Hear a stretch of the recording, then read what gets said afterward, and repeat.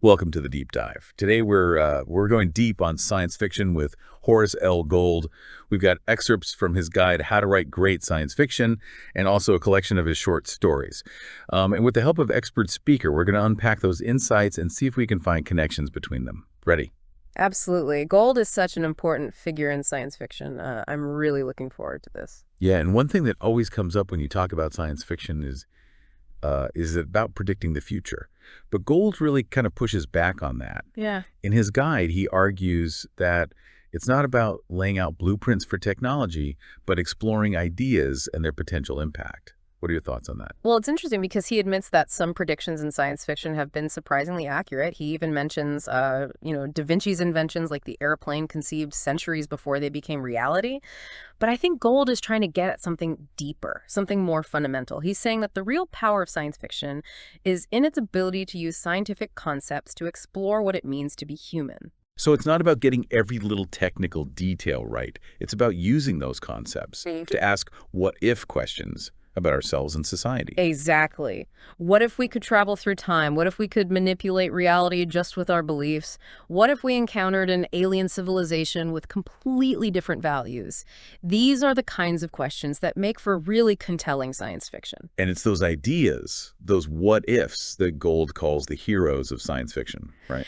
Yes, he argues that the most successful science fiction stories use ideas as a springboard to examine human nature and the potential consequences of the choices that we make. And I think that this focus on ideas is one of the things that sets science fiction apart from other genres. It's about making you think and challenging your assumptions about the world and how it works.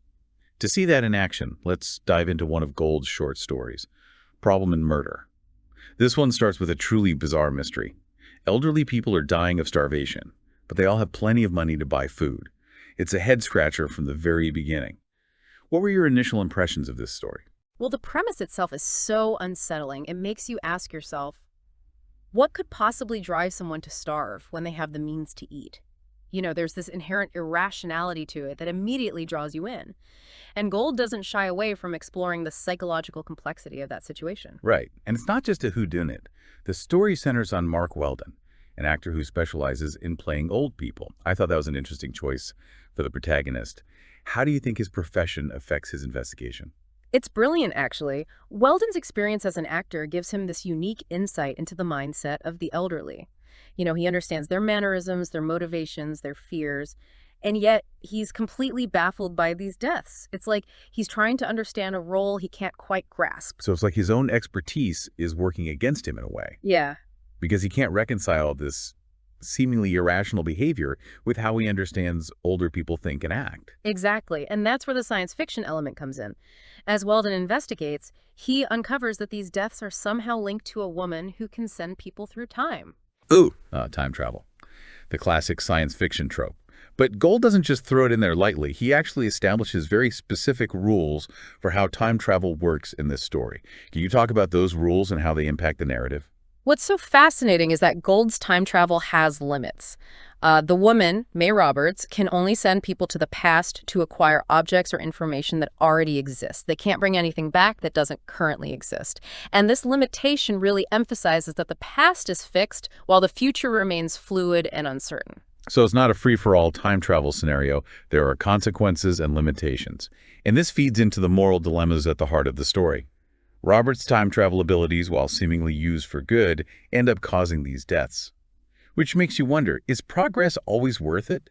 Especially when human life is the cost. That's the central tension Gold explores in the story. Is it ethical to sacrifice the few for the benefit of the many? He's using this fantastical concept of time travel to probe a very real ethical issue. And it's not just about the technology, but the choices people make when they have that kind of power. And that's what's so thought-provoking about Problem and Murder. Gold doesn't give you easy answers. He leaves you grappling with these really big questions about progress and its potential consequences. Yeah, it's definitely not just a fun, lighthearted time travel adventure. It's a story that makes you think about the ethics of technology and the responsibility that comes with having that power. And, this theme of unintended consequences, actions having ripple effects we might not even think about, that comes up a lot in Gold's work. It really does, doesn't it? Like he's warning us, reminding us that even the best intentions can backfire. Take Water Gnome, for example. Here we have a pretty simple desire. A man wants good weather for his business, but then wanting that leads to a curse with pretty funny and unexpected results. It's like a cautionary tale, but also funny. Be careful what you wish for, right? And it's interesting how Gold connects those unforeseen consequences to believing in something in both Water Gnome and Problem in Murder. Oh, that's a good point. In Water Gnome, it's Herman believing in the gnome that ultimately brings him bad luck. And then in Problem and Murder, it's Roberts' strong belief in what she's doing and thinking her actions are right that makes her blind to the human cost. It's an interesting parallel, for sure. Believing can be both good and bad. It can drive us to do great things, but it can also lead us down some pretty dangerous paths. And speaking of dangerous paths, Love in the Dark really gets into the dark side of belief, exploring that blurred line between what's real and what's a delusion. That story really stuck with me. What about you? Oh, it's definitely a chilling look at how easily our own minds can trick us, how much we can get stuck in the realities we create for ourselves. The way Gold shows Livy's descent into delusion, how it starts small and then just takes over, it's really well done. And it's not just the psychology of it that's unsettling. There's also this element of the supernatural, this blurring of the lines between what's real and what's imagined. We see Livy's delusions kind of start to appear in the real world, which is really creepy. Right. It makes you question your own perceptions. Like, is she really experiencing these things? Or are they just made up by her own mind? Gold leaves you wondering, and it's that uncertainty that makes the story so effective. And there's this theme of being alone that comes up in Love in the Dark.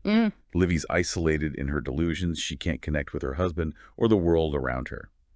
And we see another kind of isolation in No Charge for Alterations, where Dr. Hoyt, who's new to this alien planet, is having trouble fitting in with the customs there. That's a really interesting connection. It's like Gold is looking at all the different ways we can become separated from ourselves and from each other.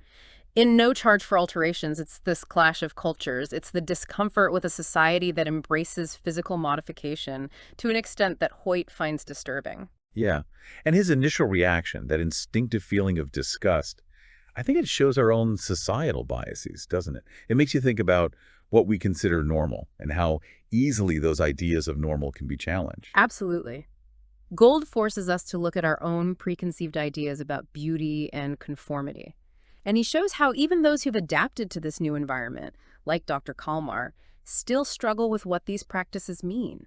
It's like a reminder that even when we try to fit in, to be like everyone else, there are still parts of us that resist, that hold on to what we believe.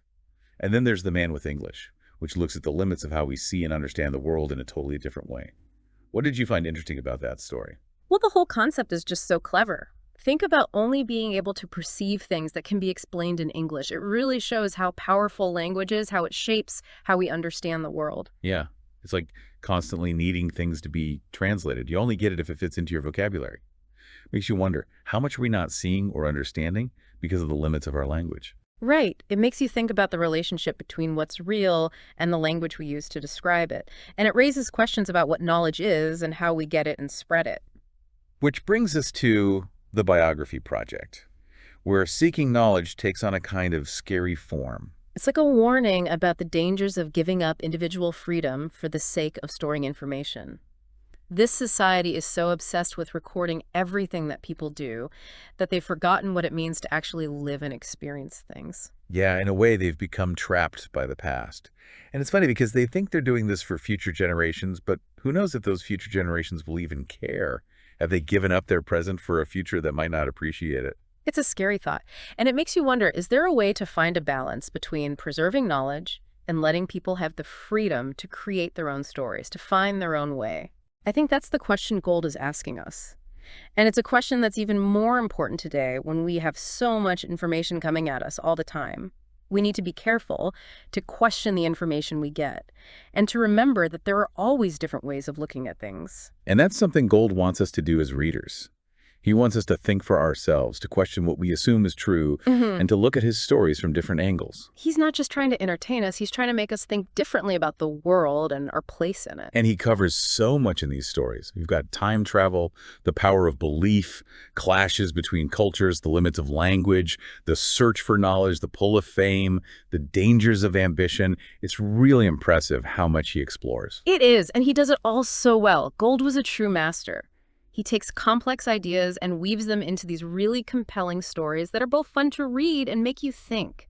He never talks down to his readers. He invites them to think along with him, to really wrestle with these big questions about what it means to be human in a world that's always changing. It's like he's saying, hey, here's something to think about. Let's explore this together. And he doesn't avoid tough or controversial topics. We see that in stories like Hero, where he tackles fame and the pressure that comes with it. Yeah, Joseph Lyons, the astronaut returning from Mars. Everyone sees him as a hero, but he feels really disconnected from the society he's supposed to represent. He's become this symbol, but no one really sees him as a person. And his attraction to Laylee, the Martian girl, makes things even more complicated. It's almost as if he's found a deeper connection with an alien on another planet than he has with his own people back on Earth. It's a really interesting point about the loneliness of fame and how our own biases and expectations can get in the way of real connection. And 3, to get ready. It's about the power of suggestion and how fear can spread. The little guy's belief that something terrible is going to happen is like a virus, infecting those around him. It's scary how easily we can be influenced, especially when we're facing uncertainty and fear. It makes you think about our responsibility to ourselves and to others when it comes to what we believe and the stories we tell. And then there's the hero nobody wanted, which takes us into the dark world of ambition and the desire for recognition at any cost. Gilroy, the reporter, is so determined to get the story that he's willing to put people in danger, even himself. It's like a warning about what can happen when you're too ambitious and how easy it is to compromise your morals.